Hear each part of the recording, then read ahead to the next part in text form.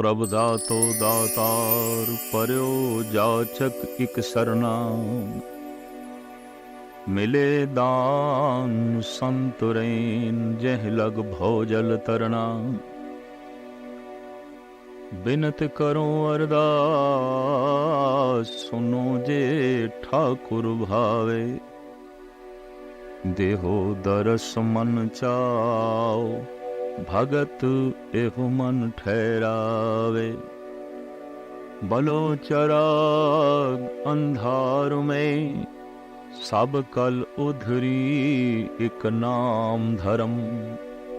प्रगट सकल हर भवन में जन नानक गुरु पार ब्रह्म। साहिब श्री गुरु नानक देव जी महाराज मानवता दे बगीचे विच एक ऐसा फुल ने जिस नाल सारा बगीचा शिंगारिया होया, सारे बगीचे दी रौनक बन गए। साहिब श्री गुरु नानक देव जी महाराज दे आमद बारे जन्म साखी च इंज लिखे है। संमत 1526 प्रगटे जगत उदाहरण ईस। बिकमनी संमत 1526। उस दौर दे साहिब श्री गुरु नानक देव जी महाराज दा आगमन होया। बहुत ही तपश तो बाद जैसे सावन दे बदल बरसदे ने, जद पापां दी तपश वध जाए तां फिर अकाल पुरख रहमत दे घर विच आके ज्ञान दी वर्षा करदा है, शांति दी वर्षा करदा है। साहिब श्री गुरु नानक देव जी महाराज दा आगमन उस दौर दे इस देश दे अंदर होया है जद सारे दा सारा देश सियासी तल ते गुलामी दी जंजीरां दे जकड़िया होया सी। आर्थिक तल ते बिल्कुल कंगाल, धार्मिक तल ते बिल्कुल पखंडी और समाजिक तल ते बिल्कुल कल ते कलेश दी जिंदगी बतीत कर रहा सी। हर पक्षों मनुख जकड़िया होया, पकड़िया होया, बजिया होया। समय दे गुजरन दे नाल ये जंजीरां बोझ बढ़दियां गईयां और इन्हीं जंजीरां तो बोझल होके जीवा ने फरियाद की थी, जिसदा दृश्य धन गुरु अर्जन देव जी महाराज इंज खिंचदे ने। कलमल होई मेदनी अरदास करे विला। क्लेश नाल पृथ्वी भर गई, उसने जोदड़ी की थी। जकड़े होए, पकड़े होए, गिरफ्त होए मनुख लई इक्को ही रस्ता रह जांदा है, जोदड़ी, प्रार्थना। और वो अपने आप नूं दया दा पात्र समझदा है ते मेरे ते दया कीती जाए, इस तरह उसदे अंदरों जोदड़ी निकलदी है। कदी कदी समुची कौम गिरफ्त विच आ जांदी है तो उत्थे कौमी पद्धर ते जोदड़ी आउंदी है, अरदास आउंदी है, प्रार्थना आउंदी है। पर कदी कदी ऐसा हुंदा है कि सारा देश बंधनां दे विच पै जांदा है। बंधन दे विच पए होए समूह देशवासी फरियाद करदे ने, जोदड़ी करदे ने, तरले लेंदे ने। साहिब गुरु अर्जन देव जी महाराज ऐसा लिखते हैं, कल मल होई मेदनी अरदास करे विला। संत कवि तुलसीदा भी ऐसा कहना है, जब जब होए धर्म की हानि बहड़े असुर अभन अभिमानी। तब तब विवद धर प्रभु शरीरा हरे कृपा निध सज्जन पीरा। बाणे असुर अधम अभिमानी। जद दैंत वध जान, असुर वध जान, अधम मत दे लोकी वध जान, बाणे असुर अधम अभिमानी। तब तब विबद धर प्रभु शरीरा, हरे कृपा निध सज्जन पीरा। उदों ही अकाल पुरख अपनियां दैवी शक्तियां किसी काया दे अंदर पा के जगत दा कल्याण करदा है, जीवां दा उद्धार करदा है। दसम ग्रंथ दे च भी ऐसे वाक मिलते ने, जब जब होए अरिष्ट अपारा, तब तब देह धरत अवतारा। जद अरिष्ट पने नाल अनर्थ नाल सारी सृष्टि भर जाए, उदों अवतारां दा आगमन होंदा है और होंदा रहा है।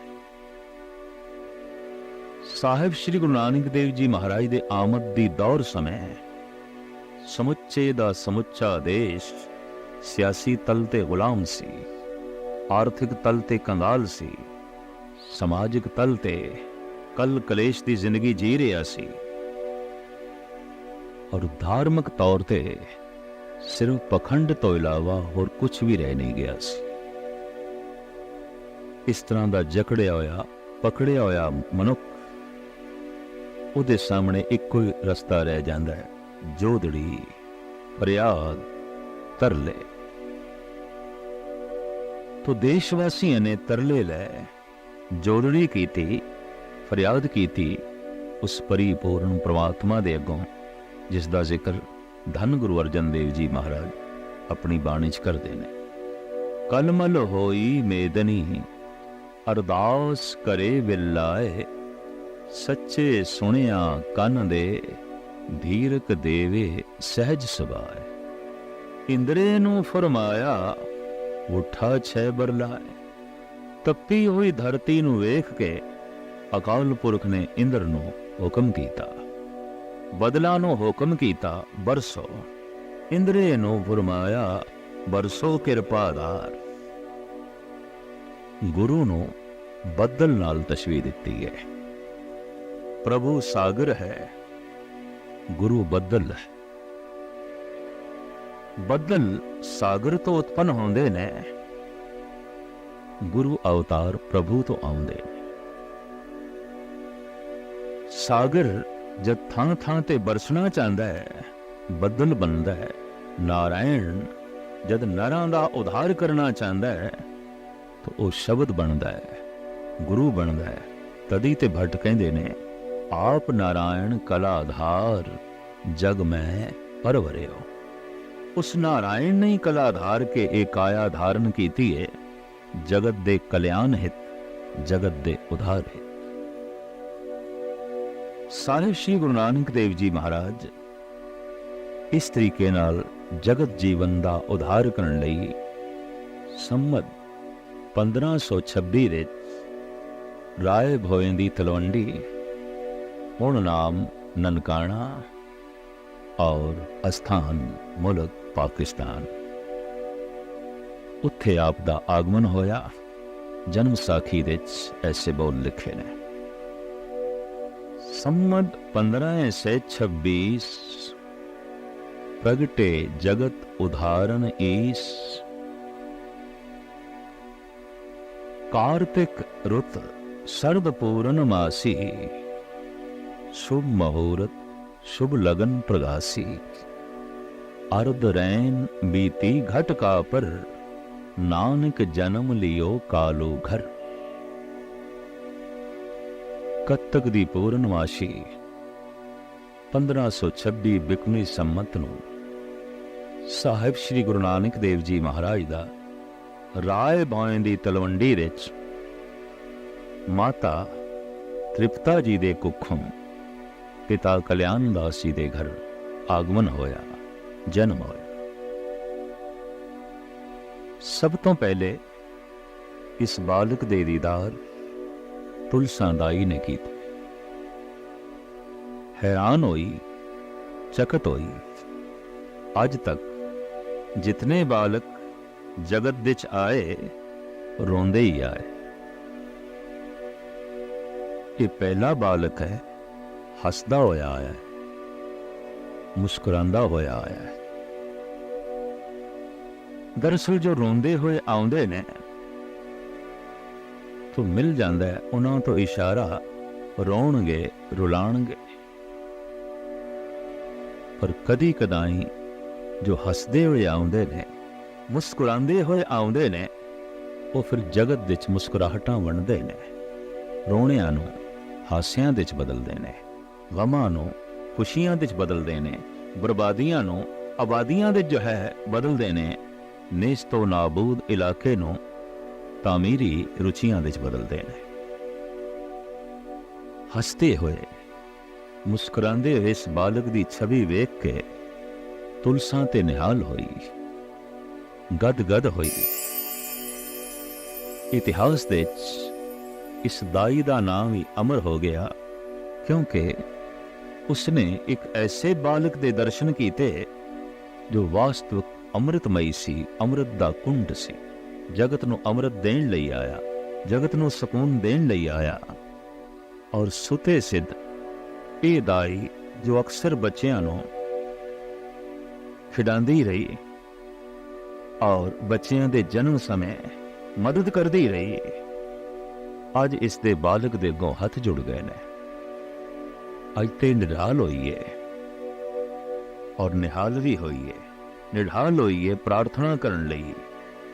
ਕਹਿੰਦੇ ਨੇ ਜਦ ਅਧਿਆਤਮਿਕ ਸ਼ਕਤੀ ਆਪਣੇ ਪੂਰਨ ਜੋਗਨ ਦੇ ਵਿੱਚ ਉਜਾਗਰ ਹੋਵੇ, ਅਗਲਾ ਝੁਕ ਜਾਂਦਾ।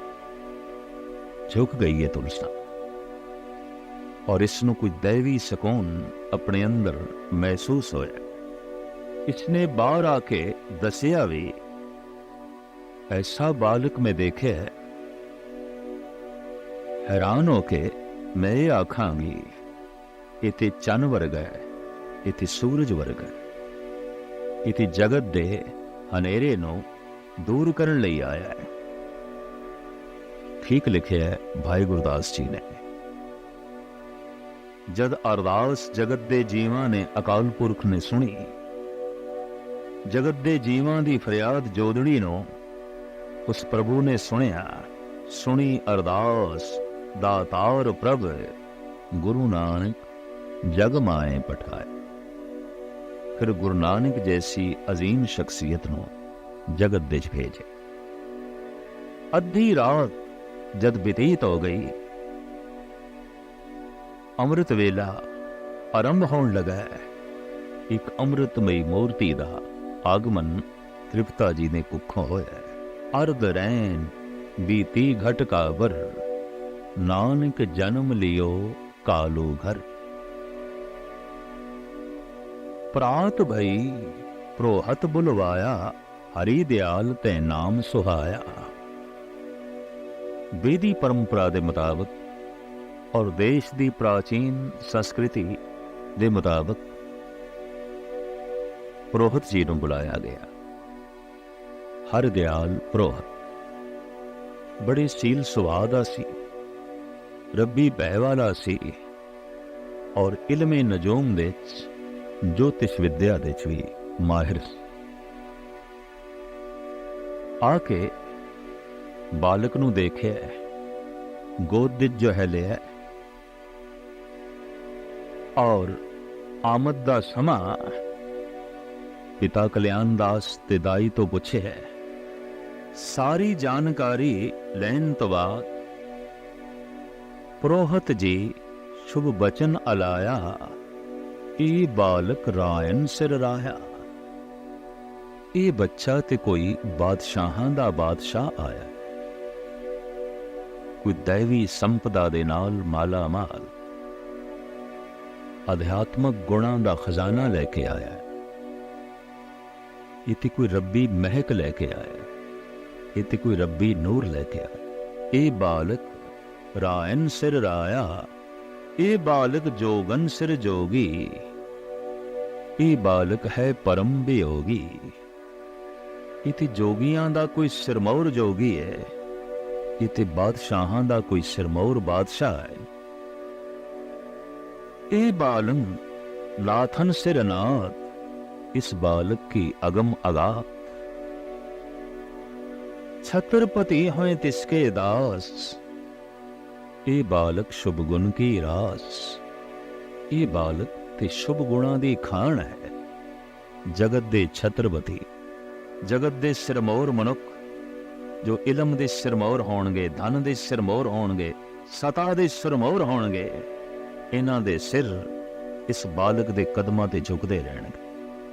वो इस बालक दी परिक्रमा करनगे, वो इस बालक दे अगों हथ जोड़ के खड़े होणगे। हरि दयाल दी ए भविष्यवाणी, हरि दयाल दे ए बोल दरअसल उस आने वाली घटना का खाका खिंचते सन जो बिल्कुल सही उतरिया, जिसका चित्र बिल्कुल सही बनया। बालपना तृप्ता जी की गोद च बतीत होया, तुलसा दाई दी गोद च बतीत होया, और राय भौं दी तलवंडी दी एक छोटी जी हवेली पिता कल्याण दास दी उहदे वेड़े च बतीत होया। पर इस तरह का नूर कदी वेड़े च रह सकता है, कदी कमरे दे च रह सकता है। पैरां ने चलना सिखिया, गुणा ने वधना सिखिया, हत्थां ने हिलना सिखिया, रब्बी महक ने उछलना सिखिया। आप घर तो बाहर की आए, मानो जगत विच नूर आ गया, सकून आ गया, शांति आ गई। छोटे छोटे बच्चों का संग, अक्सर बच्चे बच्चियां दे खेडदे ने, छीना झपदी आउंदी है, लड़दे ने, लड़ांदे ने बच्चियां दी दुनिया। पर इत्थे कोई अजीबो गरीब बच्चा आया है, खेडण दे च रुचि नहीं, खिडाण दे च रुचि नहीं, जपण दे च जो रुचि है, नाम जपाण दे च रुचि है। दूरदृष्टि ऐसी कि मासूम बच्चियां दी सुभावक फितरत ते खेडण दी आउंदी है। इन्हां दी खेड दे उत्ते बंदगी दी मोहर लाई है। गुरुद्वारा बाल लीला साहब करके ननकाना साहब दे मौजूद है। गुरु नानक दी आमद करके राय भौं दी तलवंडी दा नाम ननकाना साहब पै गया। उन पूरा लफ्ज है नानक आना, जिस धरती ने नानक नू लियांदा। राय भौं दी तलवंडी ने नानक नू लियांदा, नानक नू बुलाया, नानक आना, तो इंज प्रचलित शब्द हो गया ननकाना। बच्चियां च खेडदे ने, खिडांदे ने, पर बोलदे की ने सतनाम सतनाम सतनाम जपदे ने, जपांदे ने। इस ढंग नाल खेडना कि खेड बंदगी बन जाए, इस ढंग नाल खेडना कि खेड इबादत बन जाए। खेड नूं इबादत बनाया है, तदी ते खेडण वाली दात है। इतना शानदार गुरुद्वारा बनया है जिथे हमेशा सतसंग होंदे रहे।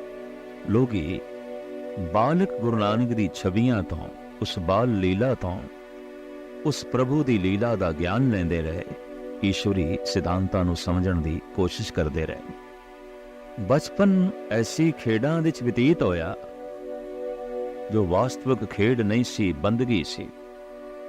जो वास्तविक खेड नहीं सी, इबादत सी। कदम थोड़े होर वधे और हाथ थोड़े होर उमड़े, निगाहां जरा होर दूर गईयां, तो पिता कालू जी दी सोचनी बालक नूं पढ़ने पाई है। आपने मौलवी दे कोल पाया गुरु नानक देव जी महाराज नूं फारसी पढ़न लई। फारसी दी जिहड़ी मुहारनी है वो अलफ तो आरंभ होंदी है। ते जद मौलवी ने तख्ती ते अलफ लिखिया ते गुरु नानक नूं आखिया अलफ, ते गुरु नानक बोल पे मौलवी जी अलफ दे मैं नहीं। ये पहला ही बच्चा सी और इस तरह का पहला सवाल मौलवी दे सामने जिसने अलफ दा मैं ना पूछिया होवे। पहली दफा मौलवी नूं भी पता चलिया कि मैंने ते मैं भी नहीं जानदा जद कि मैं पढ़ा रहा। कहने लगा नानक जी अलफ दे कोई मैंने नहीं, अलफ बेमैनी है, हाँ बेमैनी। ये दो चार अल्फाज जद जुड़ते ने और पूरा अल्फाज जद बनता है, उसदे ते कोई मैनी होंदे ने। अलफ दे कोई मैनी नहीं, अलफ तो खुल से। एकदम नानक जी खड़े हो गए, मौलवी जी फिर बेमैनी अलफ मैं नहीं पढ़ना। मजबूर होके पिता कल्याण दास जी ने पंडित पास बिठाया भी चलो इत्थे प्रचलित भाषा उदी मुहारनी सिखे।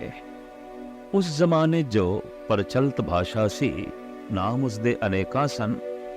अज उसनू गुरमुखी आख्या जाता है, पंजाबी आख्या जाता है। पांदे ने ऊड़ा ऐड़ा लिखे है और नानक नू पढ़ाना आरंभ किया है और आख्या नानक जी पढ़ो ऊड़ा।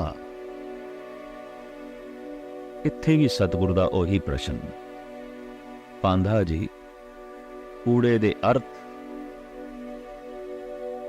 पहले अर्थ दसो, फिर मैं पढ़ा, फिर मैं समझा, फिर मैं लिखा।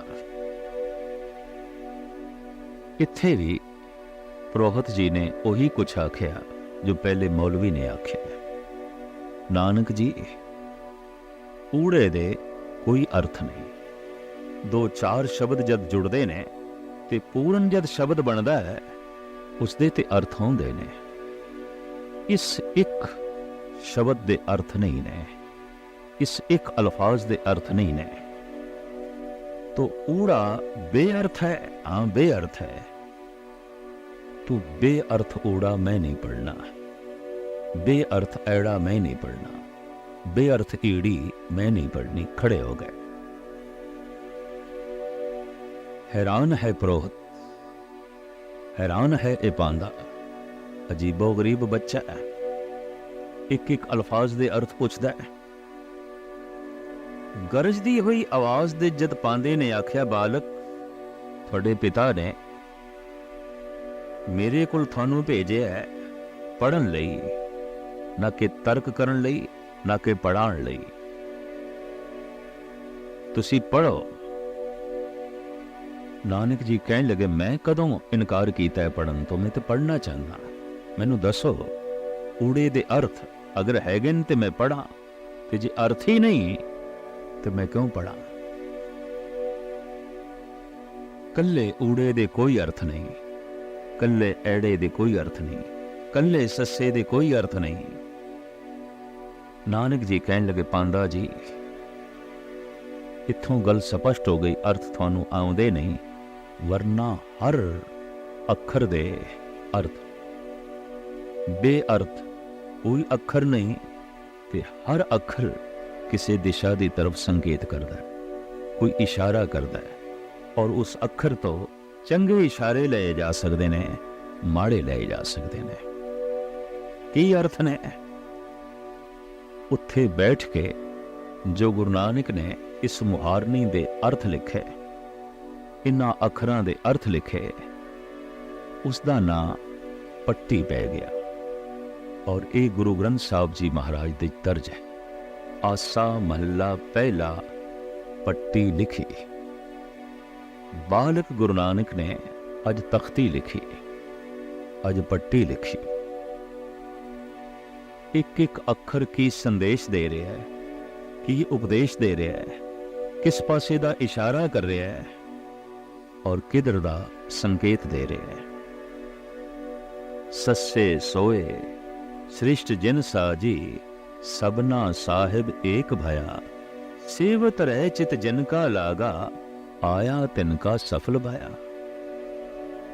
सस्सा है पांदा जी ये उपदेश कर रहा है कि सारी सृष्टि उस प्रभु ने साजी, और जो सेवा दे जुट गए, सस्से तो प्रेरणा लेके सिमरन दे जुट गए, सस्से तो प्रेरणा लेके जो सेवा दे जुट गए, संसार ते आया उन्हां दा सफल होया। की पढ़िया उसने सस्सा जिसने सेवा ना की थी, सिमरन ना कीता। ਪਾਂਦਾ ਜੀ ਇੱਕ ਇੱਕ ਅੱਖਰ ਪ੍ਰੇਰਦਾ ਪਿਆ, ਇੱਕ ਇੱਕ ਅੱਖਰ ਕਿਸੇ ਦਿਸ਼ਾ ਦੀ ਤਰਫ ਸੰਕੇਤ ਕਰਦਾ ਹੈ। ਇਹ ਪਾਂਦਾ ਬਿਸਮਾਦ ਹੋਇਆ, ਅਸ਼ਚਰਜਤਾ ਦੀ ਦੁਨੀਆ 'ਚ ਖੋ ਗਿਆ। ਇਹ ਛੋਟਾ ਜਿਹਾ ਬਾਲਕ ਇਤਨੀ ਅਗੰਮੀ ਗੱਲ, इतनी अथाह गल, इतनी बुलंद गल। एक हथ नाल गुरु नानक दी बांह पकड़ लई, दूजे हथ नाल गुरु नानक दे चरनां नूं छोया। बालक नानक कहंदे पांदा जी तुसी मेरे पैर छूंदे हो? हाँ, इस वास्ते छूंदे हाँ कि पैर प्रभु दे मार्ग ते ने। ये हथ मैं इस वास्ते पकड़े है, इन्हां हत्थां दे प्रभु दा दामन है, प्रभु दा पल्ला है।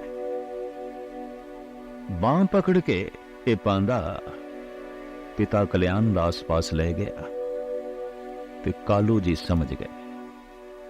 पांदा जी थोड़ा चेहरा दसदा पिया कि गुरु नानक थोड़े कोल भी पढ़ नहीं सके जैसे कि मौलवी कोल नहीं पढ़ सके।